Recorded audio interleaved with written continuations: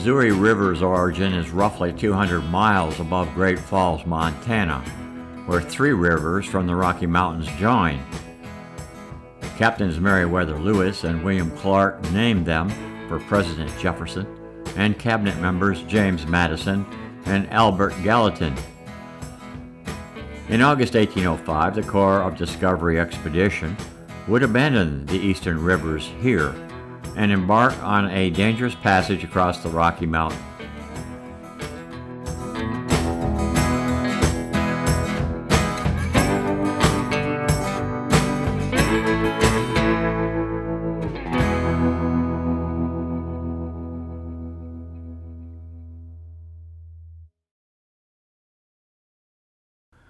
Pressing preparations in March to leave Camp Mandan in North Dakota took on fresh urgency for the party in its pursuit of the ultimate goal, the American shore of the Pacific Ocean. Indian neighbors, mostly Hidatsa and Mandan, had hosted and treated the white men, one black servant, and a dog with respect throughout the cold winter interlude. Shoshone wife of trader-trapper Charbonneau, Sacagawea, and the trapper himself were attached to the party as interpreters. Jean-Baptiste Lepage, another Frenchman, was hired for his hunting skills and knowledge of the western rivers. All were about to enter a new country inhabited by other Native Americans whose help crossing the Rockies was needed, including Sacagawea's own tribe of origin, the Shoshone, also known as the Snake Indians, and the Flathead, or Salish.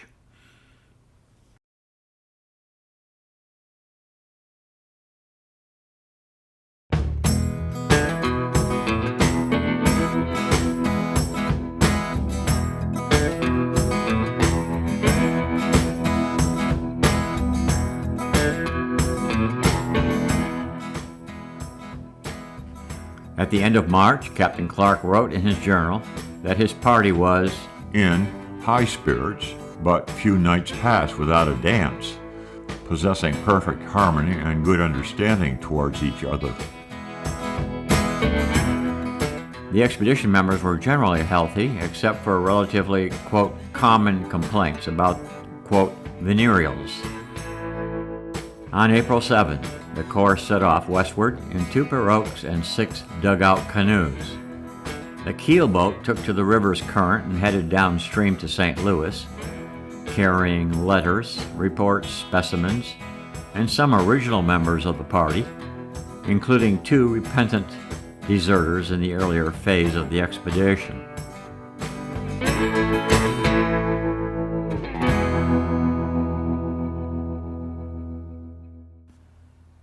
It took a little over 2 weeks for the westbound Corps, paddling against a shallower and swifter Missouri, to reach the confluence of the Yellowstone River in northwestern North Dakota. They entered present-day Montana 2 days later.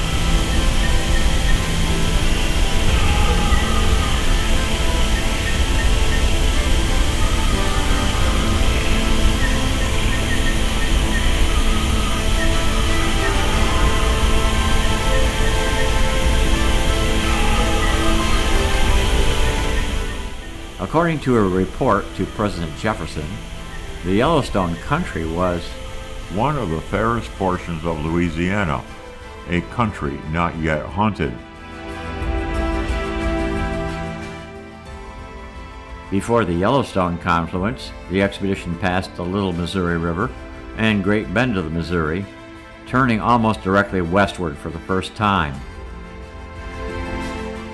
The party was traversing what was later designated the Idaho Territory.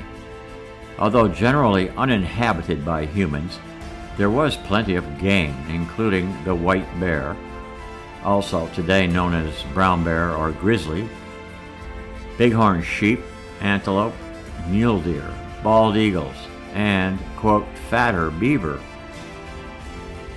One dying beaver bit the dog Seaman's leg.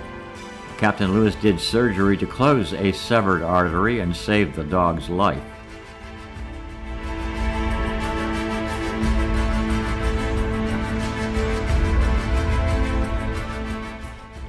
Grizzly bears, one kill matching about 8 feet in height, and rattlesnakes kept the party wary of ambush.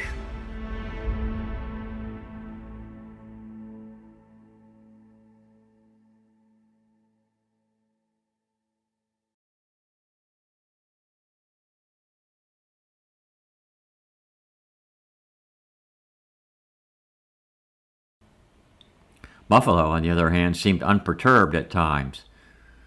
The men resorted to flourishes of sticks and stones to get the beasts to move out of the way.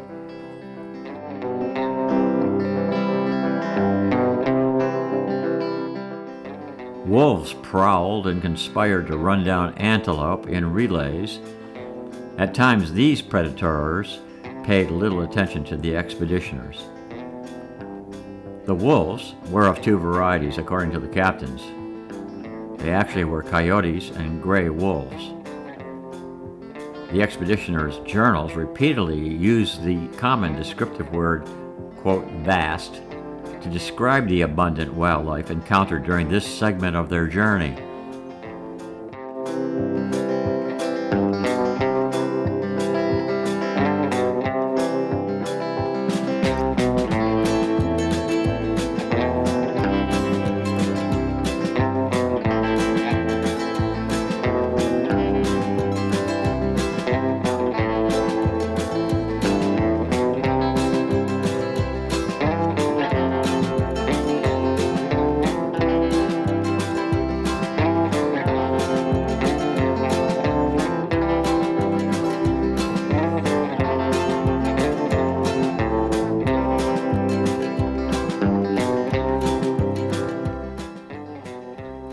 Lewis claimed to have seen the Rocky Mountains for the first time during the afternoon of May 26, while still passing through a desert-like country today called the Missouri Breaks. Clark, too, about that time affirmed the sighting. Lewis's reflections, recounted in Ambrose's book, exhibited both the excitement and cautious anticipation that was always his signature intention. The mountains were partly covered in snow.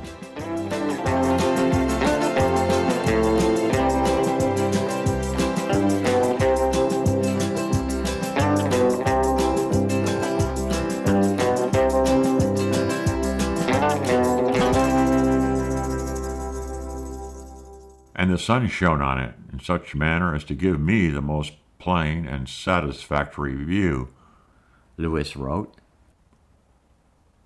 While I viewed these mountains, I felt a secret pleasure in finding myself so near the head of the heretofore conceived boundless Missouri.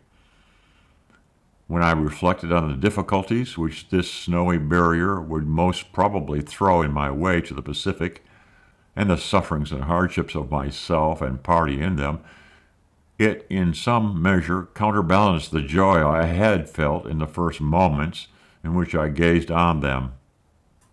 Nevertheless, Lewis remarked, as I have always held it a crime to anticipate evils, I will believe it a good, comfortable road until I am compelled to believe differently.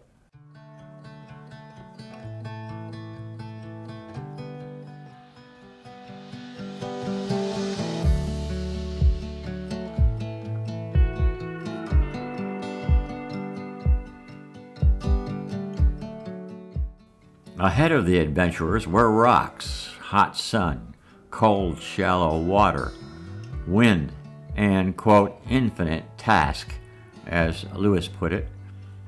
The white pirogue especially seemed prone to overturning on more than one occasion. The earliest mishap occurred about a week after the party set out from Fort Mandan, and later in mid-May a sudden wind left Charbonneau clinging to the nearly upended boat, roughly 200 yards from shore, praying helplessly to God. It was Private Couzat, the one-eyed fiddler, who answered the prayer, threatening to shoot Charbonneau if he failed to follow orders. That boat was loaded, or overloaded, with invaluable treasures of the expedition, including papers, journals, medicines, and supplies, including gifts for the Indians. It also had persons aboard who couldn't swim, including Charbonneau himself, and presumably Sacagawea and child. Lewis was skeptical of the white boat's stability. I fear her evil genie will play so many pranks with her that she will go to the bottom some of these days. Lewis later wrote with a bit of poetic flourish.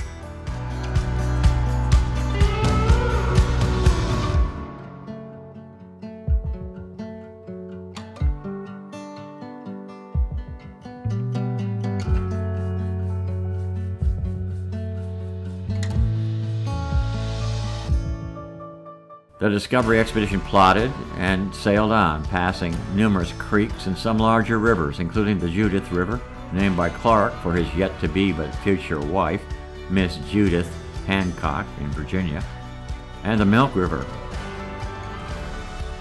The Moriah, or Marias River tributary, presented the expedition captains with a dilemma. Where was the real Missouri? Lewis led a select scouting party along the muddier northern branch, but finally came to the conclusion that he was hiking too far north. He named the water after a cousin, Maria Wood. The remote land until then may have only been inhabited by Blackfoot Indians, and is adjacent to today's Glacier National Park and current Blackfoot Indian Reservation.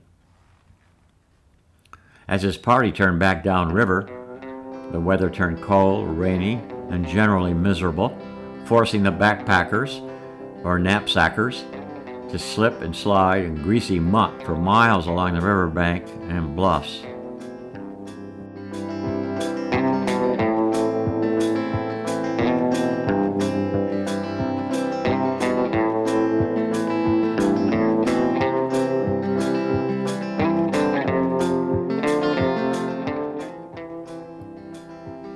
About June 8, Lewis's party reunited with Clark, and the co-captains agreed the South Branch was the way to go. It was cleaner and more rapid, suggesting the source was likely the mountains instead of the plains. The men in their command disagreed. Although even the recognized pro-riverman, Private Couzat, defended the north route, the captains prevailed. Their leadership had won the men's obedience and respect for the decision. If they had erred and followed the tributary, their route in that case would have taken them over the Continental Divide at Marias Pass, a pass used by the Northern Pacific Railroad today and near the southern edge of Glacier Park.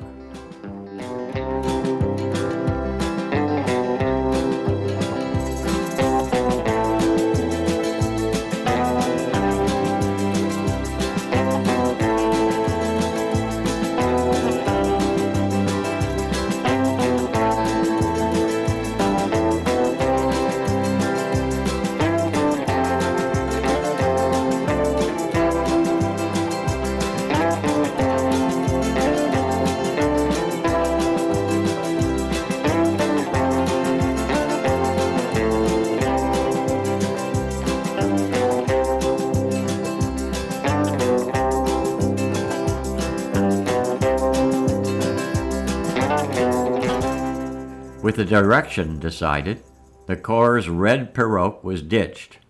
A cache was made to hide some supplies, and the Corps split up again into a land advance group led by Lewis and a river group led by Clark, each aiming for the Great Falls that the Indians had forecast to be their essential waypoint.